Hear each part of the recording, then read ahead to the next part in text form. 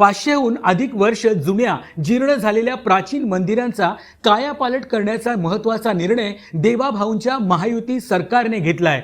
त्यानुसार राज्यातील 9 पैकी 3 मंदिरांच्या जीर्णोद्धारासाठी MSRDCने 71 कोटी रुपयांच्या 5 निविदा काढल्या आहेत। या निविदांना मान्यता मिळाल्यानंतर या मंदिरांच्या जीर्णोद्धाराचे काम सुरू होईल।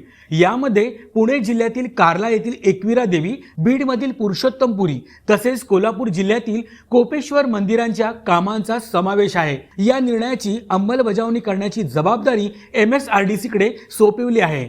म्हणजेच देवाभाऊंच्या नेतृत्वात महायुती सरकार आल्यापासून पुन्हा एकदा हिंदू सण आणि संस्कृतीला महत्त्व मिळू लागले आहे।